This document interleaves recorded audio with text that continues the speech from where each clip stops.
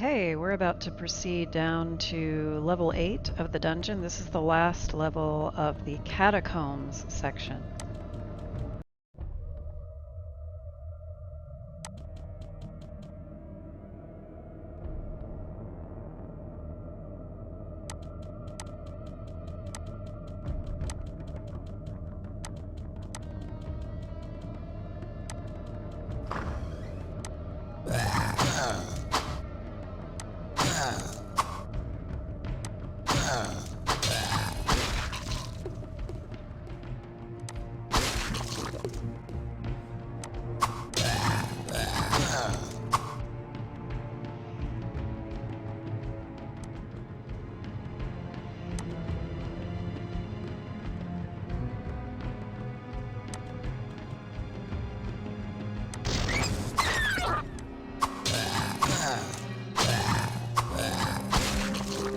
This could just be a case of my not being very observant,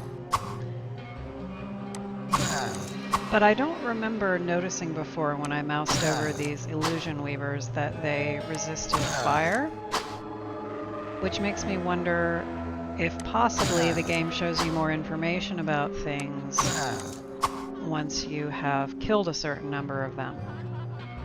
I always love that mechanic when games introduce that because it seems sort of realistic that the more of something you encounter, the more you would figure out about how it works. I know they use that in Pillars of Eternity, and that's another one of my favorite games.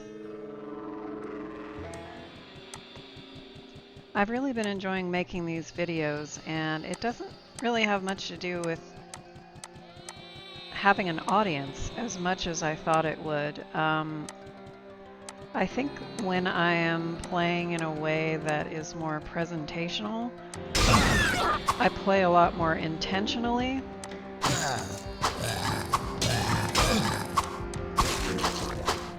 I put a little more thought into what I'm doing. And also, I think I remember things better. I'm level 16 now, and I'm just going to carry on with my 2 in strength, 2 in vitality, 1 in dexterity until that stops working for me.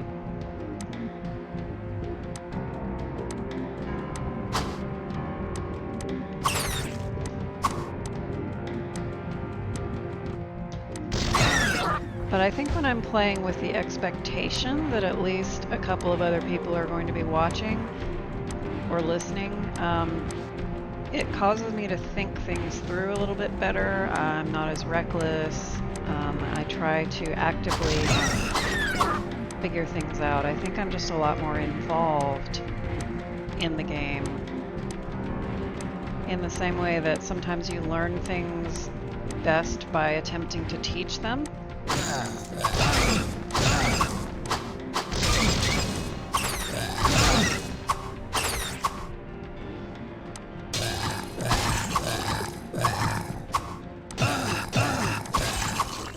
It is also making me a better player because when I go back to edit the videos, I notice mistakes that I've made that I don't notice while playing. Because sometimes you're thinking about too many things at once when you're playing, and when you go back and watch the video, all you see is what you're doing and what you're doing wrong more often than not. The fact that you are watching or listening to this tells me that it's been interesting and useful to at least one other person, but honestly, even if you weren't here, even if it was just me talking to myself as I play, it has made the experience a lot more fun for me.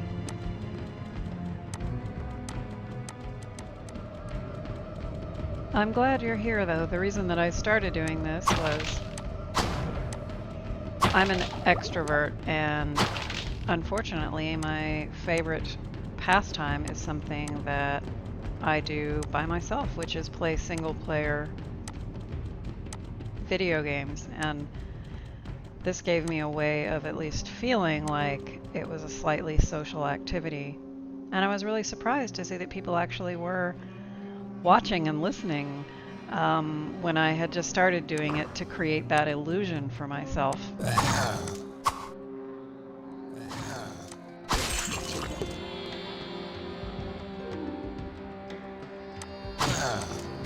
Apparently these illusion weavers do still exist while invisible because I just killed one that I couldn't even see. That was fun.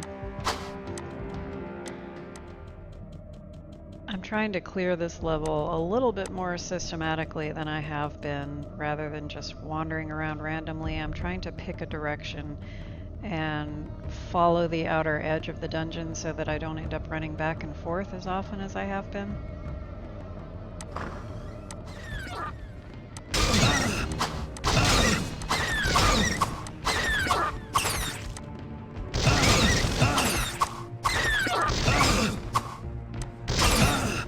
There's a sweet spot in every doorway where things can't get past you because you're far enough forward, but you're still far enough back that only one thing can hit you at a time, and it's very hard to click on just the right spot to maneuver your character in the optimal position.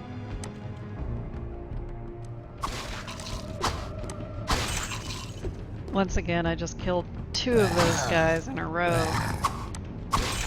before they even appeared.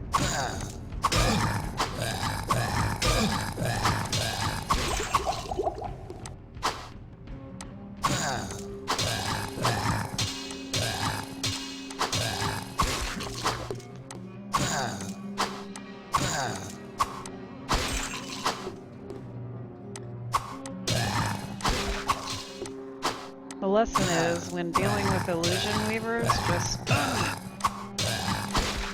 keep swinging even if you don't see anything.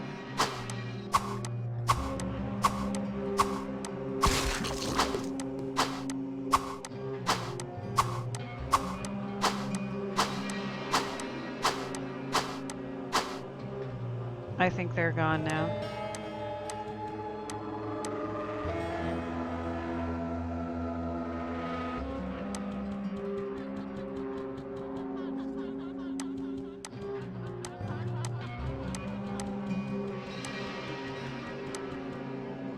Another one of these shrines, and I always save before I click them.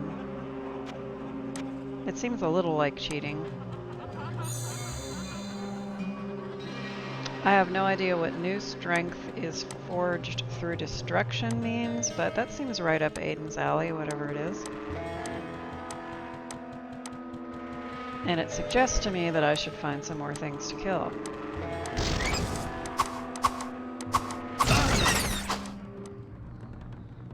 Oh, look, it's another one of those tomes that tells you lore, my favorite.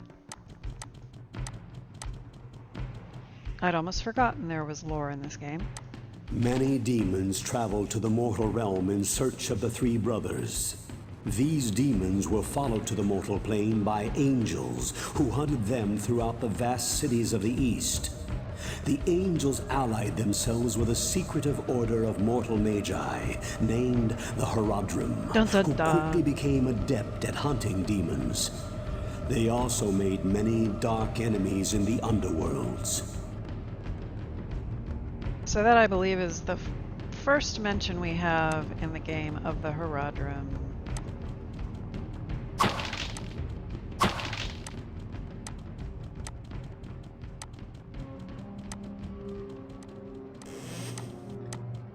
I'm once again just following the outer edge of the map and getting hit by a fire trap.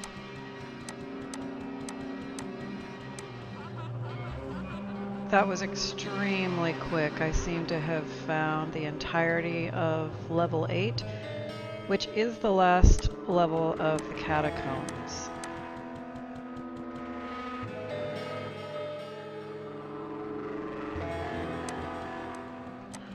I haven't even been back to town since we picked up that cool amulet and some chainmail, so I haven't had a chance to identify those yet. And I still have a full bar of potions, and I still have some room in my inventory. So while I am going to end this video here, I'm actually going to continue straight down to level 9. Level 9 is going to be the first level of the caves. And the other thing worth noting here is that since I did not run into a crazy guy on this level from quest group 4, I believe it is, that means that the 2 quests I'm going to get from that group are both found on level 9. And as I remember from my last and only playthrough of this game, level 9 is where things abruptly start to get extremely difficult. So I am going to go ahead and proceed, but I do have one Scroll of Town portal which I may quickly use if I seem to be in over my head. But yeah, I am going to go ahead to level 9 and start making that video right away.